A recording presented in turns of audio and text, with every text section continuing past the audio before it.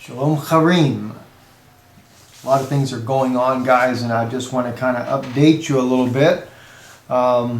We were supposed to be on today with John B. Wells, Caravan to Midnight. John has been undergoing a lot of technical difficulties with the huge number of people that are coming in subscribing to his new program, his podcast there, Caravan to Midnight. And we are still scheduled to go on. John, we were on the phone quite a bit today. They were trying to get a lot of the technical issues resolved. It was actually a lot larger following that came from coast to coast that followed John to his new programming than what John had anticipated. So that being said, John is trying to deal with that new onslaught. And so it looks like tomorrow, Lord willing, we'll be on tomorrow. I will wait until I get a little bit more concrete time. We're actually looking to, there's a guest that I have myself. I don't want to reveal who that is at this point, that I'd like to bring on with me. I talked to John about that.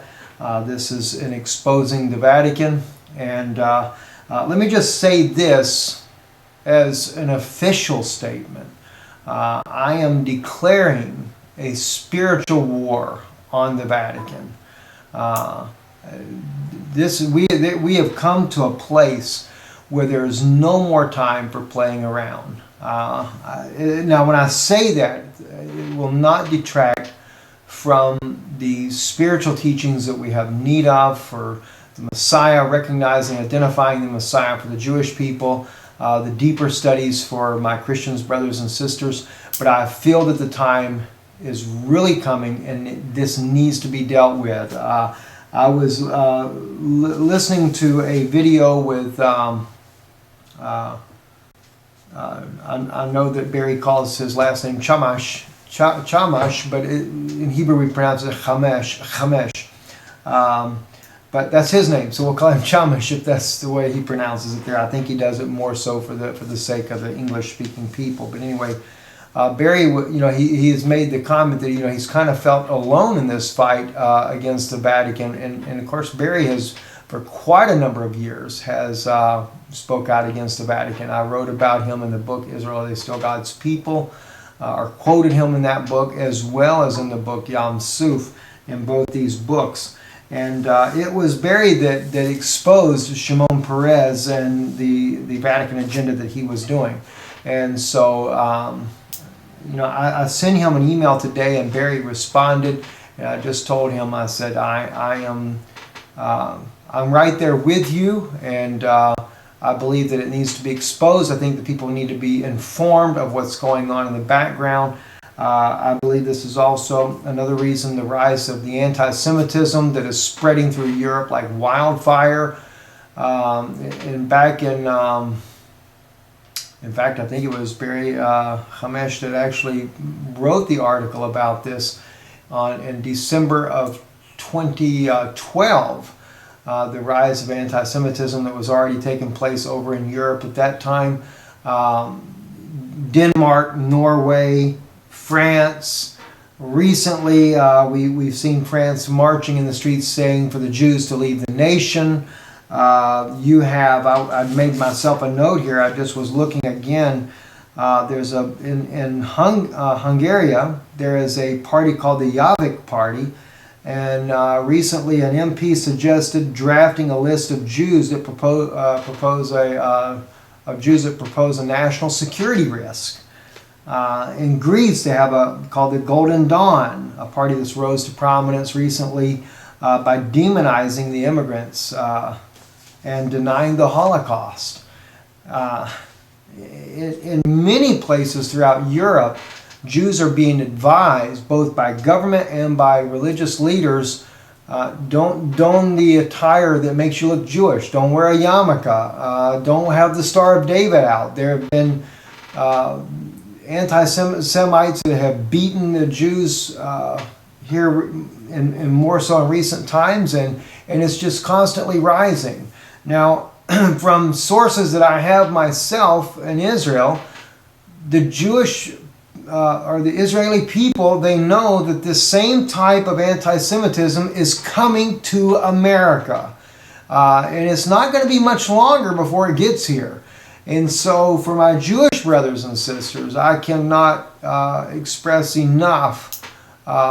It's time to go home. Moshiach will come and reveal himself to his people. So I think it is time to recognize the Messiah and to get into that position where we can do that. But anyway, so tomorrow night, I will tell you right now, John, we talked about a time frame for Shabbat Live, not Shabbat Live, but for the program tomorrow, and we were looking at sometime between 1 and 5 p.m. Eastern. Of course, it will be archived, so you can watch it at any time once we do this, and as soon as I have that information, I'll get that to you and make you aware of that as well. We're really going to be going into a lot of evidence that puts the Vatican, that exposes the Vatican. And I know it started long before Shimon Peres. We're going to go into the history of this. We're going to take you back and go into the history of what the Vatican has done down through the years. But in recent times, in modern times, the proof that is out there, like for example, in 1975, the Vatican has already recognized the Palestinian people as a state. They were already given that you never see in their literature. Let me put it this way: you never see in the Catholic literature the state of Israel mentioned in their literature. It's always Palestine or the Holy Land.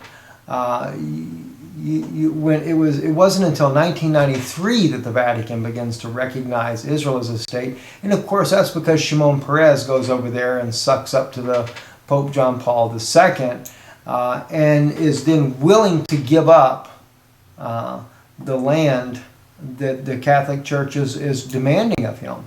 In fact, it is so bad that when several high-ranking archbishops come from the Vatican to Israel to meet with high-ranking rabbis in Israel.